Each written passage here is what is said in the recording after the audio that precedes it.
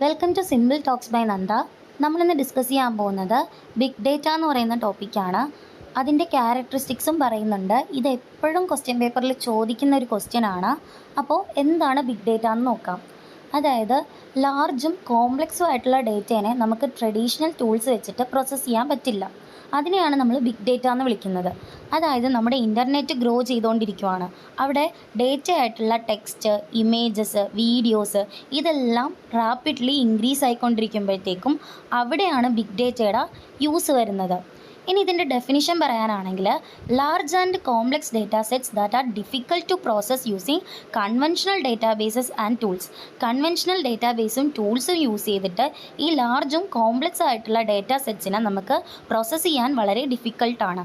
അവിടെയാണ് നമ്മുടെ big data എന്ന് പറയുന്നത് അറൈസ് ചെയ്യുന്നത്. ഇനി key characteristics of big data എന്ന് പറയുന്നത് 5 V's ആണ്. ഫസ്റ്റ് വി ആണ് വോളിയം എന്ന് പറയുന്നത്. വോളിയം എന്ന് പറയുന്നത് എമൗണ്ട് ഓഫ് ഡേറ്റയാണ്. Refers to huge size of data. ഇത് മെഷർ ചെയ്യുന്നത് ടെറാബൈറ്റ്, പെറ്റാബൈറ്റ്, എക്സാബൈറ്റ് ഇതിലൊക്കെയാണ് നമ്മുടെ വോളിയം മെഷർ ചെയ്യുന്നത്. Data comes from social media, sensors, transactions അതൊക്കെയാണ് ഇവിടെ വരുന്നത്. ഇതിനൊരു എക്സാമ്പിൾ പറയാനാണെങ്കിൽ Facebook processes huge amount of daily data. അതായത് ഡെയിലി നമ്മൾ ഫേസ്ബുക്ക് യൂസ് ചെയ്യുന്നുണ്ട്. അപ്പോൾ Facebook daily large amount of data process ചെയ്യുന്നുണ്ട്. ഇനി സെക്കൻഡ് വേ പറയുന്നതാണ് വെലോസിറ്റി എന്ന് പറയുന്നത്. അതെന്ന് പറയുന്നത് സ്പീഡ് ഓഫ് ഡേറ്റയാണ് ഉദ്ദേശിക്കുന്നത്. Speed at which data is generated and processed. അതായത് ഡേറ്റ ജനറേറ്റ് ചെയ്യുന്നതും പ്രോസസ്സും ചെയ്യുന്ന സ്പീഡിനെയാണ് നമ്മൾ വെലോസിറ്റി എന്ന് ഉദ്ദേശിക്കുന്നത്. ഇമ്പോർട്ടൻറ്റ് ഫോർ റിയൽ ടൈം ആപ്ലിക്കേഷൻസിനാണ് ഈ വെലോസിറ്റി ഇമ്പോർട്ടൻ്റ് ആയിട്ടുള്ളത്.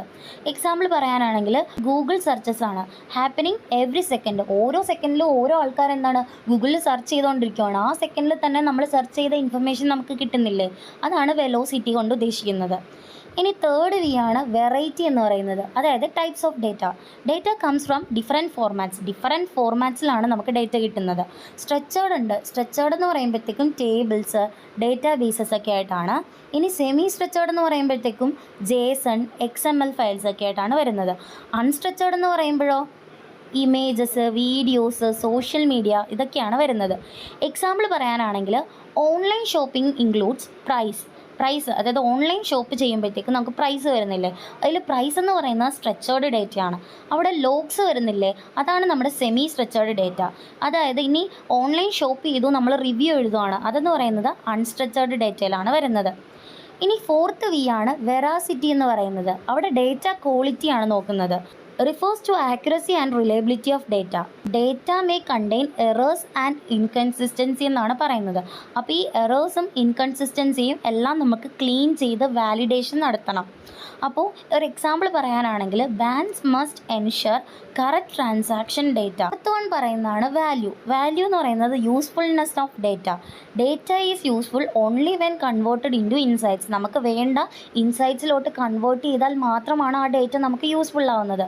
അപ്പോൾ helps in decision making and business ഗ്രോത്തിന് വേണ്ടിയിട്ട് ഈ വാല്യൂ ഹെൽപ്പ് ചെയ്യുന്നുണ്ട്.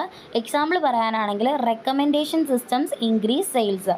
അതായത് ഇപ്പോൾ ആമസോണൊക്കെ നോക്കുവാണെങ്കിൽ റെക്കമെൻഡേഷൻ സിസ്റ്റംസ് ഉണ്ട്. അതായത് നമ്മൾ ഏതെങ്കിലും ഒരു തരത്തിൽ ആ പ്രൊഡക്റ്റിനെ പറ്റി സെർച്ച് ചെയ്ത് നോക്കിയിട്ടുണ്ടെങ്കിൽ പിന്നെ നമുക്ക് ആമസോണിലും എല്ലായിടത്തും എന്തൊക്കെ ആപ്സാണോ നമ്മൾ യൂസ് ചെയ്യുന്നത് അവിടെ നമുക്ക് എന്താണ് ആ പ്രൊഡക്റ്റിനെ പറ്റിയിട്ടുള്ള റെക്കമെൻഡേഷൻസ് വരുന്നില്ലേ? അതൊക്കെയാണ് യൂസ്ഫുൾനെസ് ഓഫ് ഡേറ്റ എന്ന് പറയുന്നതിൽ വരുന്നത്.